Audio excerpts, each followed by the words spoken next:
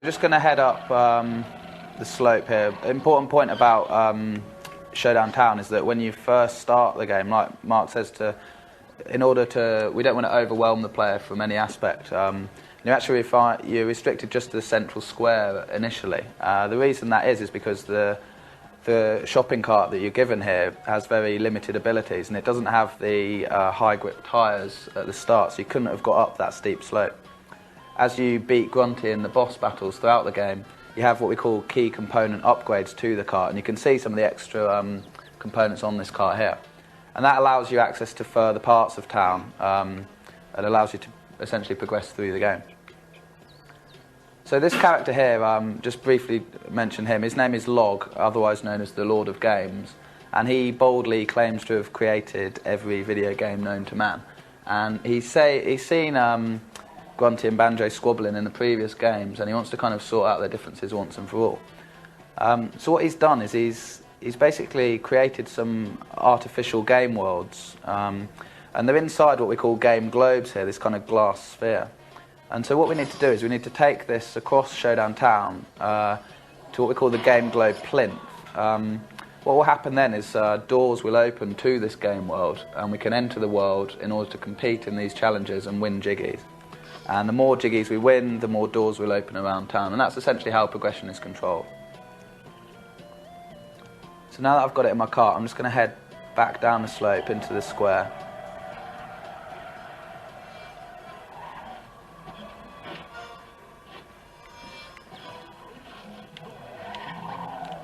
So watch out for the townsfolk here. They're not exactly the smartest people on the planet.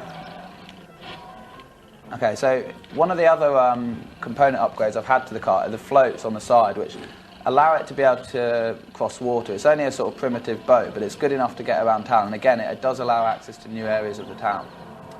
In the top right-hand corner, you'll see the icons there indicating which buttons are mapped to what components, and the B is actually on the float. So what I need to do here is if I press B, you'll see the floats will actually deflate, and I'll actually then be able to go under the water in the cart. Now the globe will actually float, so that's going to kind of stay there, but if I go under the water, I can get out the other side, and using Kazooie and the magic wrench, I can actually then manipulate this switch here. Now what this is going to do is lower the water level and allowing me to get the globe underneath that tunnel. So this kind of demonstrates some of the maybe sort of the adventure aspect and more platforming elements of the game.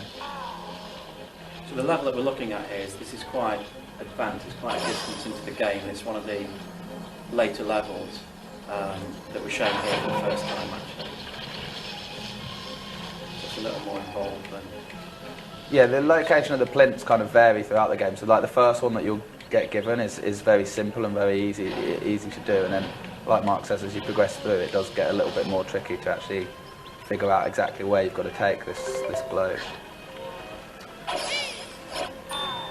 So I'm going to pick it up now, and this is the plinth here. As soon as it makes contact, what will happen is the plinth will activate, and we'll have a quick cutscene showing the game world doors around the town which are now open to us. Now all of these doors actually take us inside that artificial world that Log's created, and this is a new level called the Terrarium. Now you see these first doors are all open straight away. We can go in here and compete in whatever challenges there may be. The last door actually isn't open yet, it's what we call active. The way that works is that every door actually has a jiggy score associated with it, and only upon reaching that jiggy score will the door become open. So if I just hop back in the cart here, we can just jump over the wall there, and we can head inside one of these doors to compete in one of the challenges. So this is act number 2. You can see some details there about how many challenges and so on are actually inside the level. So again, just to reiterate, what we're doing here is we're kind of warping inside that glass globe, which is an artificial level that Log has created to challenge Banjo. From a sort of artistic point of view, we kind of quite enjoyed building these worlds. It was quite a good opportunity to make it look maybe different from other games in that they are artificial, and so where you would generally have like organic materials, we've kind of turned that on its head, and they're made up of like patchwork, fabrics and metals and so on. So what I'm just going to quickly do here is that once you're inside a game world, you can actually pick any vehicle out of your library in order just to get around. So because this is quite a big level, and I just want to show you the level off a little bit, so I'm just going to go into the vehicle database and load load a vehicle in. So this is actually one of the blueprints that Humber's given me. So you can build your own vehicles in any challenge, or you can actually use blueprints that are provided by the game, maybe for younger players or people that aren't so interested in building their own thing. This is just a very simple vehicle. It's just going to allow me to get around the level. What we found in testing the editing of these vehicles is that we've seen that ultimately all people end up building, and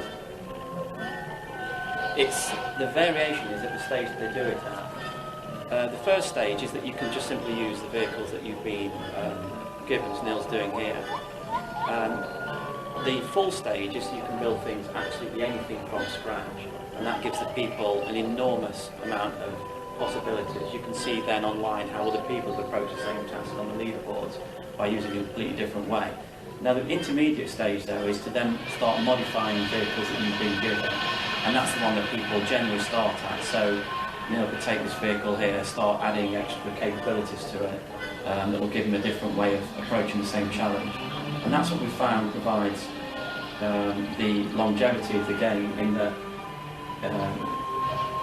the creativity of the player is in how they approach the challenge, rather than that I'm faster or more accurate or stronger, etc.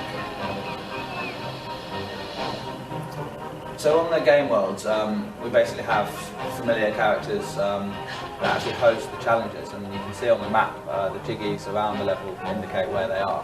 And by going up and talking to them, they will offer a challenge in which you can compete to win a jigging. So I'm just going to show you this challenge, which is called Intergalactic Bin Men.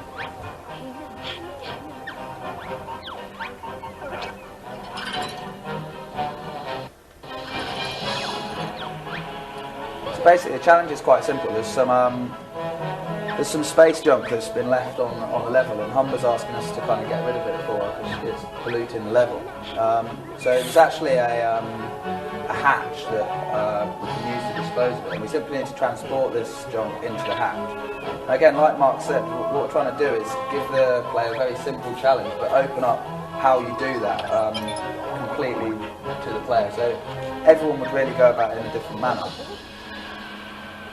So what I'm going to do is basically, I was playing this a few days ago in preparation for the demo. I'm just going to run you through, it's kind of like almost my thought process of how I personally tackled it. It's not necessarily to say this is the best way or even a particularly great way of doing it, but it's just how I approached it and to show you the sort of process behind how I did it.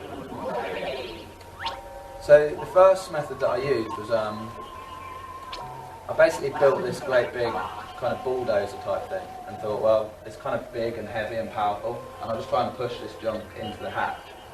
What I actually did as well was put a couple of gadgets, they're kind of fans on the front, to sort of blow the junk in front of me. You can see again, top right hand corner, A is kind of mapped to the fans blowing. You'll see just in here we've got the two fans, and we've got this kind of wedge shaped thing on the front to sort of push it. There's the junk in the middle, and that's the hatch at the back. Now it's kind of fairly straightforward, except for the fact we've got these two guys on the left and right of the hatch. They're called Gruntbots, and they're essentially Grunty's minions, and they're going to try and stop the junk getting in. So my first attempt was basically have a go with this big, heavy, powerful vehicle, get as close as I can, and activate my fan, and I can blow a few pieces. You can see a few go in there. At the top, that got up to 3, so it wasn't quite as good as I would have hoped. But then I could try and push the rest in using my vehicle. And I experimented with this for a bit, but then I realised actually this vehicle was kind of big and heavy, and it was good initially at pushing it, but at this stage it's not all that manoeuvrable. So then what I did is I kind of quit the challenge and modified my vehicle.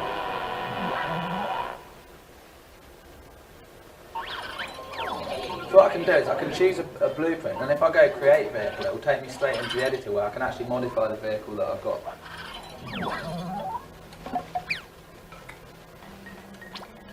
So as a sort of quick introduction to the editor, it's a very simple tool to use. All the, you can move up and down the layers. It's all colour coordinated so that you know exactly where you are. but at the same time it's also very powerful. And as Mark said, it really is up to the player how far into the editing they want to go. For a sort of more advanced player, they can really go to town and build pretty much anything they like. So what I did is I thought, well, this vehicle's great initially, it's big and heavy and strong, but I kind of needed a method of mopping up the bits that I failed to get in initially. So what I did is I moved his seat up here, and I actually thought, well, I could actually make sort of almost two vehicles within one. So what I'm going to do now is I'm going to just add another engine up to this sort of second vehicle that's kind of on the top here, so that it's got its own power. It'll also need its own fuel.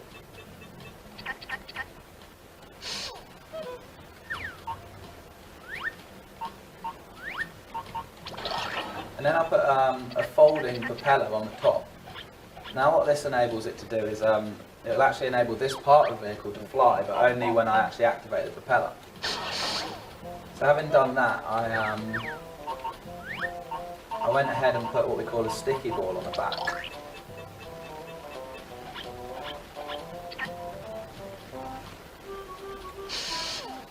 So you can kind of see basically what I've got now is I've got this kind of little mini helicopter at the back with this sticky ball, and I've got the main vehicle at the front. And what I'm going to do is just connect the two together using what we call a detacher.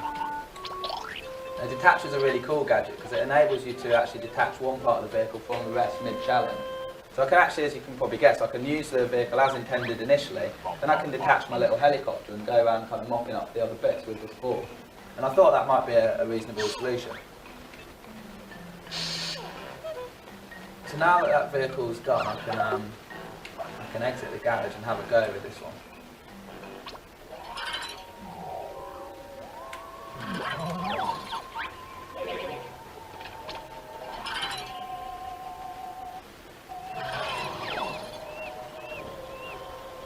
So I can actually reorder the buttons on the top right corner again using the D-pad. I can like quickly assign which buttons I want on each one. So I'm going to put the sticky balls on X. I'm going to put my fan on B. Okay. So again, I can try initially like I did before, pushing it as far as I can, getting as many in using that first method. I've actually got a few more in that one. Then I can activate my propeller and detach my helicopter. So now I can, obviously it's completely changed the use of this vehicle. And what I can do now is to go around and try and mop up the last few pieces with the sticky ball. So you can see the Grumbot's having a go at my vehicle, but that's kind of keeping him busy, which is actually quite good.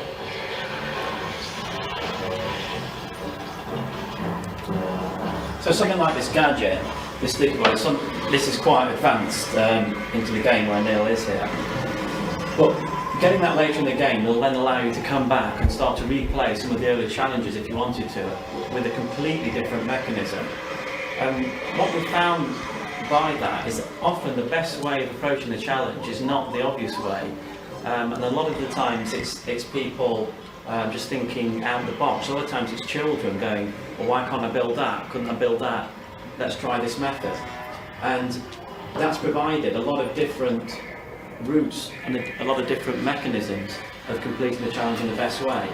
And sometimes you're able to sort of scrape little tenths off your times or do it a little bit quicker. And then you'll see a completely different method from somewhere that will come in and halve the amount of time that a challenge is done in, or double the score that a challenge has awarded. And that's what we've seen is providing the longevity and the replayability in this concept, because we've built a very sort of physics-based persistent world that gives you the building blocks of how to approach the challenges, and then it just gives you a problem and it's up to the player how they actually solve it. An audience in it as well, that lots of different people can play it, but on entirely different levels. In many cases the challenge is actually not that hard to maybe win the jiggy, so a younger player can actually progress through the game perfectly well.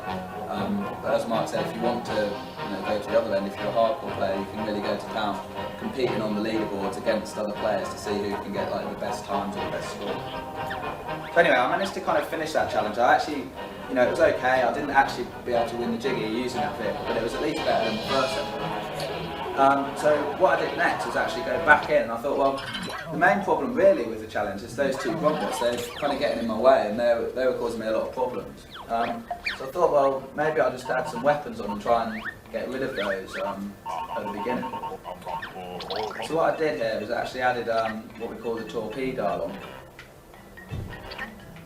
And I actually put two on. I put one on each side because I didn't want to fire these into the junk. If you remember, the junk's kind of in the middle. And my hope really was that I'd be able to fire either side and get rid of those gun bots. So I just need to stick some ammo on as well.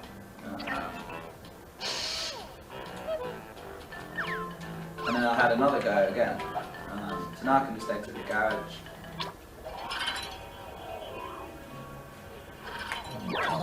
And start the game again.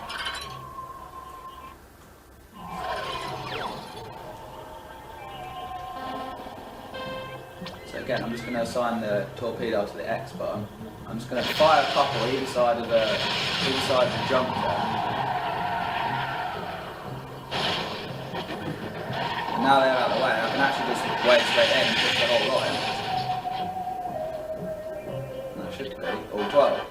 So obviously using that method, eventually when I figured it out, I can actually do the whole challenge really quite simply in 18 seconds. So hopefully it kind of shows that you know, a lot of fun to be had by playing these challenges again and again. Even though it only took me a few minutes each time, you can just kind of keep going in and tweaking your vehicle to try and get better and better performance out of it. And as we said, the ability to have these better components later on in the game will allow you to go back to earlier challenges, which at the time you were just restricted to one method, and then you can do it in a variety of different ways. So now that I've won the Jiggy, I can actually head back into Showdown Town. Now I can show you kind of the relevance of winning that Jiggy in terms of progressing through the game.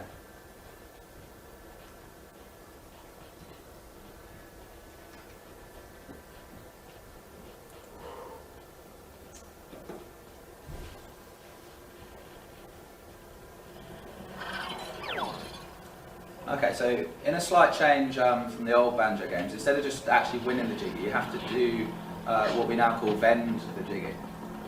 This is what we call a Jiggy vend. There's one of these for each game world, so this is the one for Terrarium. And you can see there's actually two Jiggies in there right now. So what I'm going to do is I'm just going to, again, use this switch to take the Jiggies out of the vend, and they'll actually land in my car. So now I'm just going to head back round towards the town square, where we have actually what we call the Jiggy bank. Now the police, this is quite interesting, because the police Showdown Town are actually a corrupt police force of pigs and weasels, and they are not too happy about Banjo being around, especially him trying to win all the Jiggies. So they're going to kind of do whatever they can to stop me, and that's kind of part of the gameplay on Showdown Town, is to get this Jiggy through town without them getting it back. If they are successful getting it back, you won't lose the Jiggy, it will just end up back in the vend and you have to have another go. And again, in the same way as the plinths work, these the location of the Jiggy vends get further and further from the bank as you progress through the game, making it slightly harder. So this is the Jiggy bank hanging above the square here. There's currently 89 Jiggies in it. And as I drive underneath, that will get sucked up, taking the total to 90. And if you remember, that door there required 90, so that door's now open as well. So that again sort of illustrates the progression through the game and how that's controlled. So the progression's pretty similar to the other Banjo game. It's almost like an upside down triangle where you don't need to complete everything in each world. So this particular event here, it basically gives you the challenge you need to do is topple over as many dominoes as possible. They're just stood up in the way that dominoes are. So you can come on here. And basically you need to just smash into them. Now, an easy way to think about that would be, they're all stood there on the plinth, and you need a big heavy vehicle, and you can fly into them, but once you hit them, it will take, it will take the control off you. And so once they're toppling, that's it, and they'll all knock each other over and fall out. But it's difficult to knock, very many over in that method. So somebody actually came up with this in tests just a couple of weeks ago. It was actually we we demoed this at Leipzig, and up until that point, nobody on the team had figured out a way to get the perfect score on this challenge. And so me and one of the testers spent about 3 hours one night just playing the same challenge again and again, kind of having a bit of a competition who could get there first. So unfortunately for me, he did beat me. But I nicked his vehicle to show it at Leipzig, and we kind of traded it. Traded the blueprint. So that's something you could do. I mean, like Neil just said, this was actually created by somebody else, but he thoughtfully gifted the blueprint to Neil. So very Neil's nice. For what? An ice cream. So basically, it's got these 4 rockets on, which is enabling it to fly. So the approaches before were to build sort of a big kind of heavy flying vehicle and hit them. You know, if you can hit 2 of these rows at once, you can knock quite a few over. But here, this was quite an unusual approach. So yeah, as soon as I touch the dominoes, that kind of counts as my turn. So I have to be quite careful here, landing it in the middle. And it's not very easy to fly because it's got way too much power for a sort of flying vehicle. But we do need that power in a second. Now we've managed to land it in, we haven't touched any dominoes, so we're still in complete control. What we can do here is we can actually use the wrench just to manipulate the vehicle and position it right on that central spot. Now if I press B, I'll actually go into the in-game editor. I can actually edit the vehicle during the challenge. The controls are obviously exactly the same as in the garage. I can't add new components because that would kind of be cheated, but I can actually manipulate the ones that are there, changing the function of the vehicle. So the idea he came up with was that all these rockets that were causing me problems flying, if you spin those on this side, the vehicle will actually behave very differently.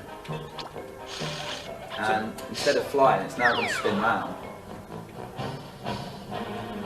So you see the wheels are all at 90 degrees, but the cool thing that he actually put on it was the 2 gadgets in the middle.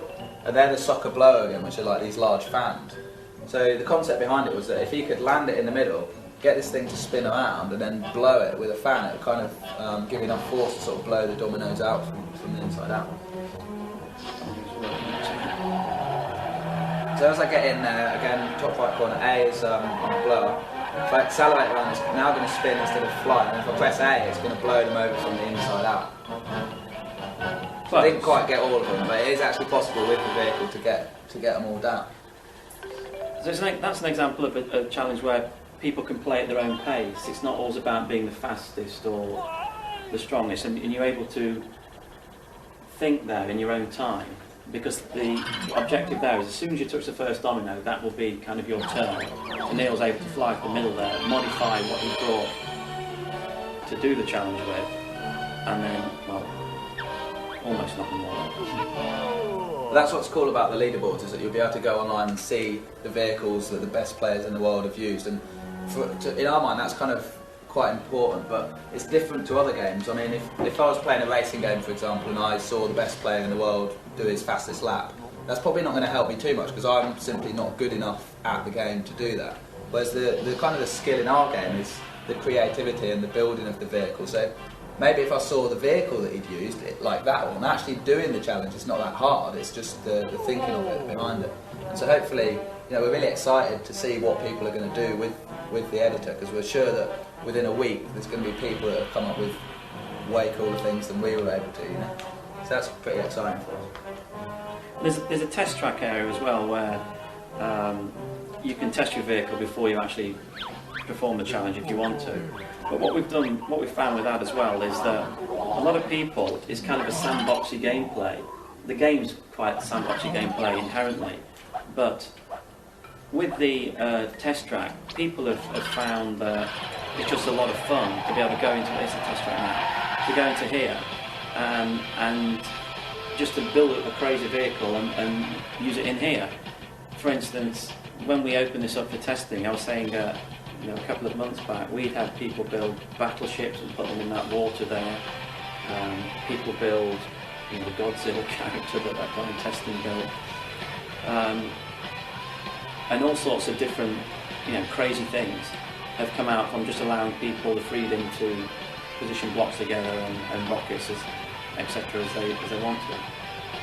And again, that's kind of another sort of multi-layered aspect of the game where, there was a point where actually the vehicles were too realistic in that the physics. I mean, it uses real life physics, but at one point you kind of needed a degree in engineering to make something fly, which for us was not what we were looking for, because you know, if you're a kid, you expect to build a car and then put wings on it and you expect that to fly. Whether it's the best plane you can build or not is not really the point. You expect it to be able to. Maybe just worth mentioning the multiplayer as well.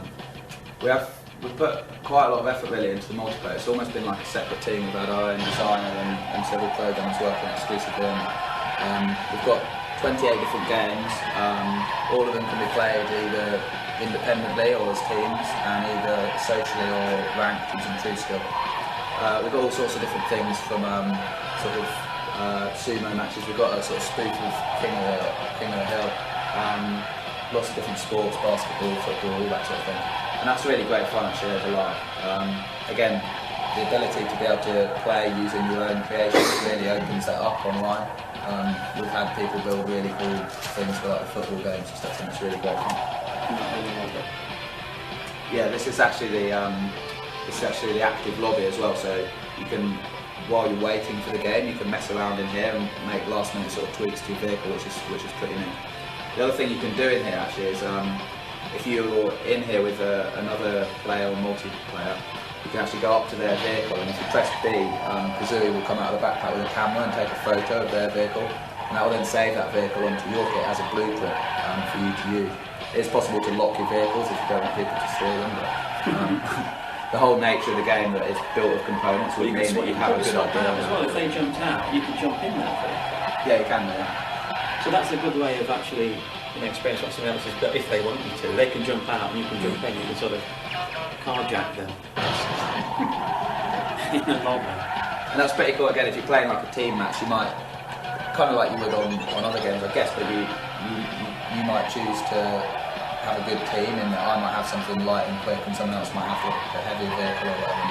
That's pretty neat as well. So making modifications. So what we set out to do, basically in a nutshell, with this product, is that we're bringing Banjo back, but we wanted to create what is the structure of a traditional platform game, with the way that you progress and the way the worlds open and the jigs, etc. But what we wanted to do is not put constraints on how the player plays the game, not put walls around how they play the game, give them a more free sort of gameplay experience, which then doubles up as having an enormous amount of longevity and replayability in what is, if there's a criticism for platform games, it's often a single play experience that once you've seen it, you've kind of seen what we programmed. Whereas here, we're constantly surprised by the way that people play the game, the way they're able to approach challenges. And the difficulty for us here was being able technically to build a world that would support that and allow that amount of freedom that didn't break and crash, etc. So that's what we've set out to do in terms of conceptually with this.